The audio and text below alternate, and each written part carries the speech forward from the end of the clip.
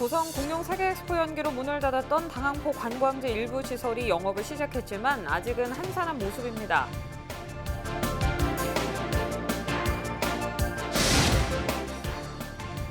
코로나19 여파로 축제들이 무산되는 가운데 밀양에서는 8월 1일부터 여름 공연 예술 축제가 막을 엽니다.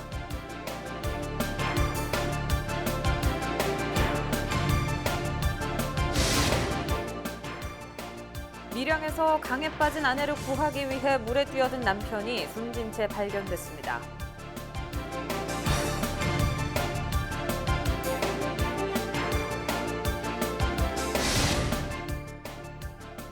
STX 조선해양 정상화를 놓고 경남도와 창원시, 사측 노동계가 상생협약을 체결하면서 2달 동안의 파업도 종료됐습니다.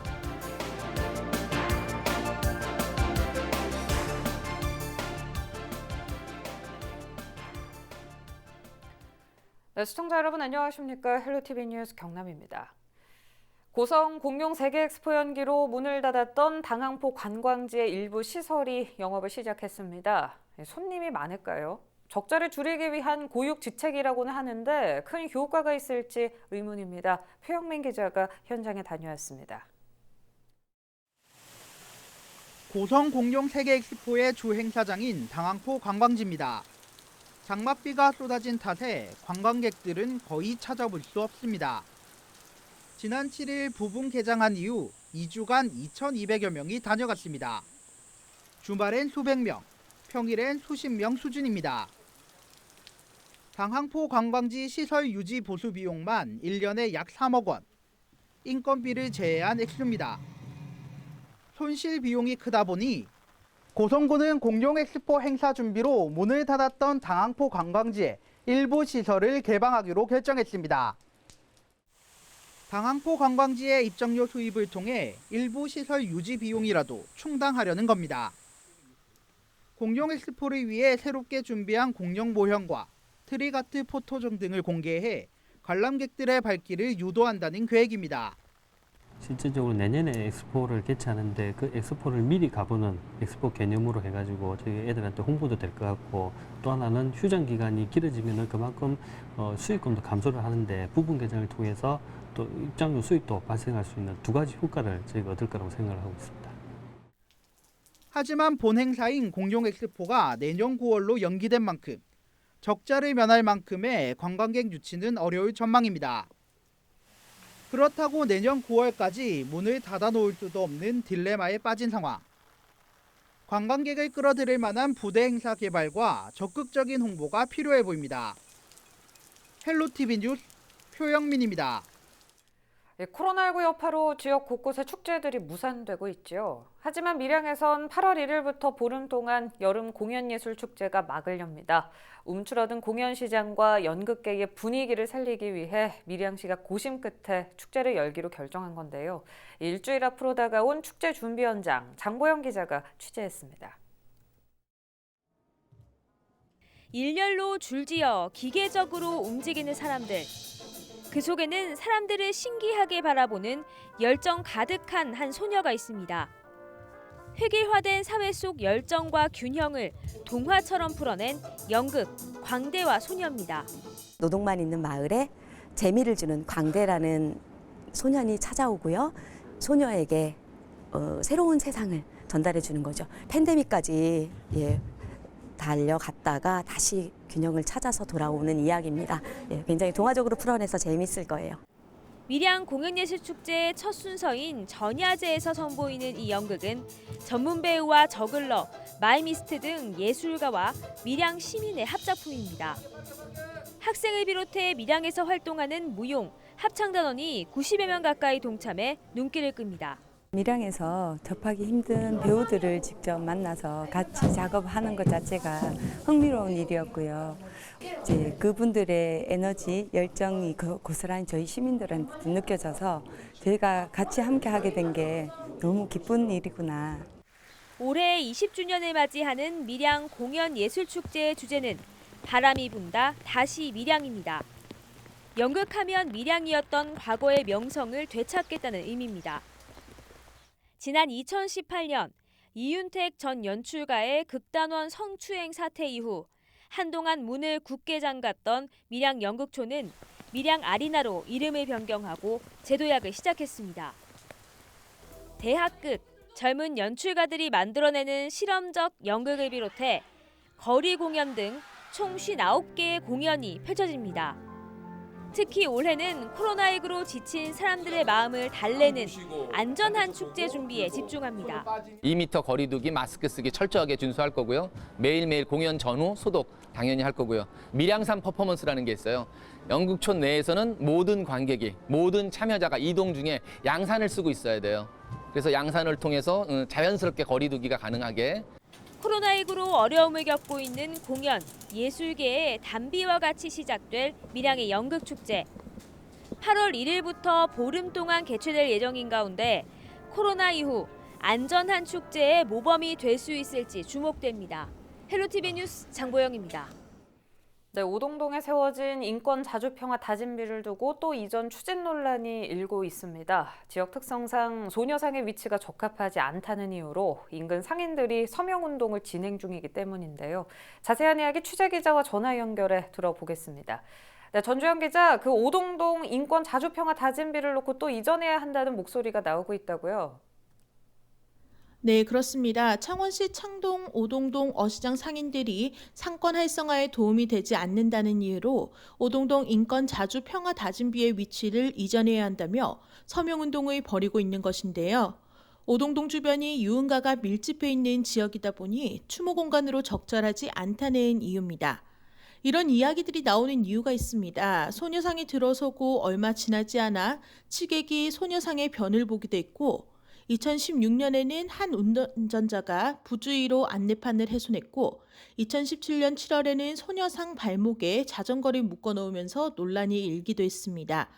이런 이유로 오동동 상인회를 중심으로 창동 통합상가 상인회와 마산 어시장 상인회가 1000명을 목표로 서명운동을 실시해 소녀상의 위치를 이전하고 그 위치에 작은 소규모 공연장을 만들어 상권 활성화에도 기여할 것이라는 입장입니다. 네, 그런데 인권 자주평화 다짐비 위치에 대한 논란이 이번이 처음이 아니라고요? 네, 오동동 소녀상 위치를 둔 갈등은 설치 전부터 있었습니다. 이 소녀상은 지난 2013년부터 창원 시민들의 성금을 모아 만들어졌는데요. 지금과 비슷한 이유로 소녀상이 다 제작되고도 설치가 연기되기도 했습니다. 오동동 문화광장 일대 술집 몇 곳은 추모 성격의 소녀상이 술 마시는 분위기와 어울리지 않는다며 설치 예정 장소에서 집회를 여는 등 반대를 이어왔고 논란이 이어지다 결국 2015년 8월 지금의 위치에 세워지게 된 것입니다. 네, 말씀대로 소녀상이 시민들이 성금을 모아서 만든 건데 이 소녀상을 건립했던 단체들이 이전에 반발할 것 같거든요.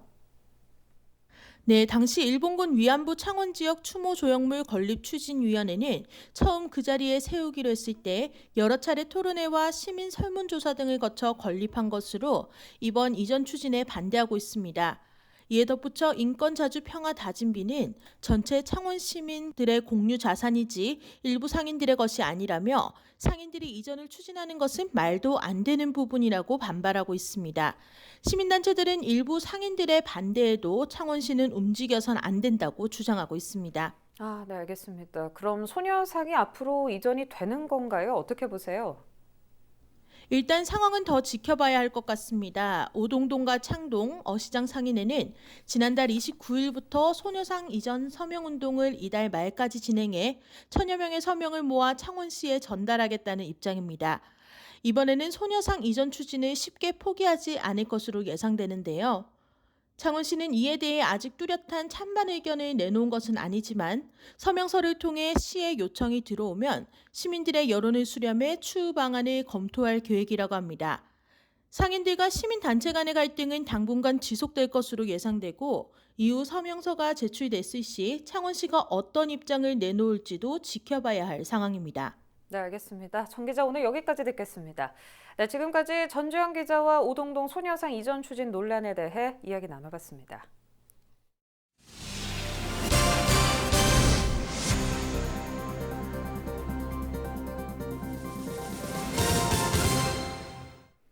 하동의 대표적인 특산품인 제첩. 그런데 섬진강 하류의 염해로 인해 제첩 생산량이 꾸준히 감소하고 있습니다. 어민들의 속은 타들어가는데 이 제첩 서식지 인근의 취수장이 주요 원인 중 하나로 지목되고 있습니다. 보도에 남경민 기자입니다. 한때 제첩 수확이 활발하게 이루어졌던 하동군 두곡마을 인근. 지금도 많은 배가 정박해 있지만 정작 이곳에서는 제첩 수확을 할 수 없습니다. 강의 염분이 증가하고 퇴적토가 쌓이면서 제첩이 자랄 수 없을 정도로 수질 환경이 황폐해졌기 때문입니다. 생산을 해서 채취를 해서 가공을 해서 팔고 이래서 자식들 공부를 시키는데 지금은 거의 뭐 생산량이 줄어져 가지고 생계 유지가 곤란할 정도요. 하동 제첩 생산량은 매해 약간의 차이는 있지만 전체적으로 감소세를 보이고 있습니다. 2001년과 지난해를 비교하면 무려 4배 가까이 감소했습니다. 어민들과 하동군은 제첩 서식지 인근에 설치된 취수장을 생산량 감소 원인 중 하나로 지목하고 있습니다. 취수장에서 하루 40만 톤의 강물을 광양시와 광양제철 등에서 용수로 사용하기 위해 끌어가고 있다는 것. 물이 부족한 갈수기에도 많은 양을 취수해 섬진강 하류는 담수 부족으로 인한 염해 피해가 불가피하다는 겁니다. 상부댐에서 물을 좀 흘려도 광양제철에서 물을 빼가 버리니까 이게 민물이 부족하다 보니까 염해가 생기는 거죠. 그래서 금년에 초기에 염해 피해로 해서 제첩도 상당히 정상적으로 나지 않고 좀 적게 났죠. 어민들은 우선 필요한 조치로 제첩 서식에 필요한 충분한 물 방류와 퇴적토 제거를 요구하고 있습니다. 이에 하동군과 관계기관들은 실제 취수장에서 물을 끌어가는 것이 섬진강 하류 지역 염해의 원인인지 조사를 이어가고 있습니다. 원인 파악과 대책 마련을 위한 연구 용역이 이뤄지고 있는데 올해 말쯤 그 결과가 나올 것으로 예상됩니다. 영역 결과에 따라서 이제 댐별로 그 가지고 있는 여유량을 이제 섬진강 본류로 물을 내리고 또 이제 그 다음 취수장에서 그 운영하는 방법도 이제 조정해가지고 최대한 이제 물 하루에 염해 피해가 안 생기게끔. 매해 악순환이 반복되고 있는 섬진강 염해 피해. 제첩 채취 어민들의 시름은 깊어지고 있습니다. SCS 남경민입니다. 강에 빠진 아내를 구하기 위해 물에 뛰어든 남편이 숨진 채 발견됐습니다. 23일 오후 3시 10분쯤 밀양시 가곡동 예림교 인근에서 급류에 휩쓸려 실종된 43살 A씨가 숨진 채 발견됐습니다. A씨는 아내와 다툼을 벌이다 갑자기 강물에 뛰어든 아내를 구하기 위해 뒤따라 들어갔다가 실종됐습니다. 한편 아내는 수초에 걸린 상태에서 발견돼 소방당국에 구조됐습니다. STX 조선해양 정상화를 놓고 경남도와 창원시 사측 노동계가 상생협약을 체결했습니다. 23일 경남도청에서 열린 협약식을 통해 경남도는 STX 노사가 고용 유지와 함께 신속한 투자 유치를 이행할 수 있도록 지원하고 창원시는 조선업 무급휴직자 그린 일자리 사업을 추진해 올해 말까지 4개월가량 임시 고용할 계획입니다. STX 조선은 신속한 투자 유치와 노동자 고용 유지를 위해 노력을, 노동조합은 회사의 투자 유치 혹은 매각 과정에서 사측과 최대한 협력하기로 하면서 단식 농성을 중단하기로 했습니다. 지적 장애인을 양식장에서 19년 동안 일을 시키고 임금을 주지 않은 업주가 재판에 넘겨졌습니다. 창원지방검찰청 통영지청은 상습 준사기 등의 혐의로 58살 A씨를 구속 기소했습니다. 이 A씨는 지난 1998년부터 2017년까지 지적 장애인인 B씨를 양식장에서 일을 시키고 임금 1억 9천만 원을 주지 않은 혐의를 받고 있습니다. 또 B씨가 허락 없이 양식장 고기를 판매하고 어장관리선 엔진이 부서졌다는 이유로 폭행한 혐의도 받고 있습니다. 검찰은 9개월 동안 B씨를 고용하면서 최저임금도 안 되는 돈을 준 어선 선주와 B씨의 명의로 450만 원 상당의 물건을 산 주민도 불구속 기소했습니다. 부산시가 김해 신공항 새 활주로에서 항공기가 승합선과 충돌할 수 있다는 자체 검증 결과를 발표했습니다. 부산시는 지난 22일 오후 긴급 브리핑을 열고 22일 오전 국토교통부로부터 상승각 선회율 등 정확한 입력값을 받아 긴급 자체 검증을 벌인 결과 신설 활주로에서 승합선과 충돌할 가능성이 있는 것으로 나타났다고 전했습니다. 고을경 검증단은 지난달 제출한 김해 신공항 최종 수정안에서 신설 활주로가 3,200m에서 3,000m로 짧아져 착륙을 실패한 항공기가 재착륙을 위해 우선에 할 때 남동쪽 방향에 있는 승악산에 충돌할 것으로 예상된다는 입장입니다. 이에 따라 항공기 충돌 방지를 위해 승악산의 5분의 1 정도는 잘라내야 한다고 덧붙였습니다. 박동석 부산시 신공항 추진본부장은 승악산 같은 장애물이 있으면 항공기가 뜰 수 없고 비행장도 못 짓는다며 중대한 하자에 대해 국토교통부가 명확한 입장을 밝혀야 한다고 촉구했습니다. 도농 복합도시로 다양한 갈등이 이어지고 있는 김해시가 지역사회의 갈등을 해소하기 위한 민주시민교육을 본격화합니다. 토론과 민주적 절차로 서로를 이해하고 갈등을 풀어나가는 데 익숙한 해외 사례를 바탕으로 김해시는 민주시민으로서 지녀야 할 권리와 책임의식을 갖추기 위한 프로그램 운영을 활성화할 예정입니다. 이를 위해 민주시민교육 실천 모델을 만들고 관련 프로그램 개발과 함께 공모사업을 추진합니다. 또 민주시민교육센터를 설립하고 민주시민교육 포럼 등을 마련해 학교와 시민사회, 민관학 연결을 원활히 이어갈 계획입니다. 창원시가 지역 단체들과 손을 잡고 장애인 일자리 창출에 나섭니다. 창원시와 한국토지주택공사 경남지역본부, 한국장애인 고용공단 경남발달장애인훈련센터, 사단법인 희망이룸은 한국토지주택공사 경남지역본부의 카페 215에 장애인 5명을 채용하기로 약속했습니다. 시는 채용이 종료된 장애인을 대상으로 한국토지주택공사 경남지역본부와의 연계해 바리스타 및 문화예술 등의 다양한 일자리로 확대해 단기성 일자리에서 지속 가능한 일자리로의 시스템을 구축할 예정입니다. 고성 사회혁신가 네트워크와 지역문제 해결 플랫폼 경남이 23일 지역 현안 해결을 위한 원탁 토론회를 열었습니다. 이날 토론회에서는 고성군의 빈집 문제와 청년 문제, 마을 활성화 방안 등 7개 주제로 나눠 토론을 진행했습니다. 고성군은 이번 토론회에서 나온 다양한 주민 의견을 행정에 적극 반영할 계획입니다. 양산시가 2040년 도시기본계획 수립을 위해 지역에서 처음으로 다음 달 7일까지 시민계획단 40명을 모집합니다.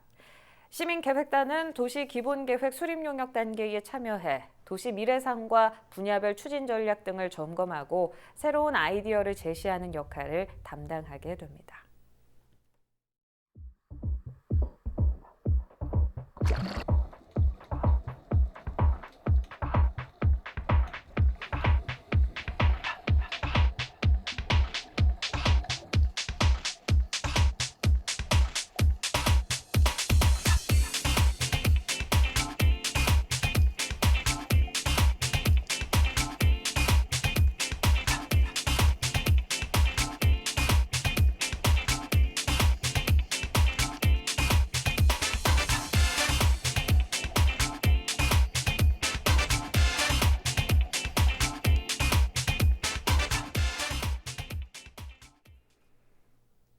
날씨입니다. 호우특보가 내려진 경남은 내일도 비 소식 있겠습니다.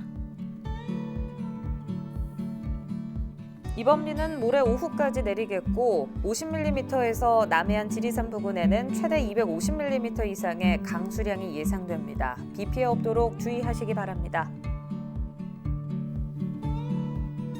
주간 날씨입니다. 토요일까지 비가 이어지다 일요일 소강 상태를 보이겠고 월요일 다시 비가 내릴 것으로 보입니다. 장마 전선에 따라 변동될 가능성이 높으니 기상 정보를 계속 살펴보셔야겠습니다. 해상도 비가 내리겠습니다. 바다의 물결도 매우 높게 일어 최고 4.0m까지 예상됩니다. 생활지수입니다.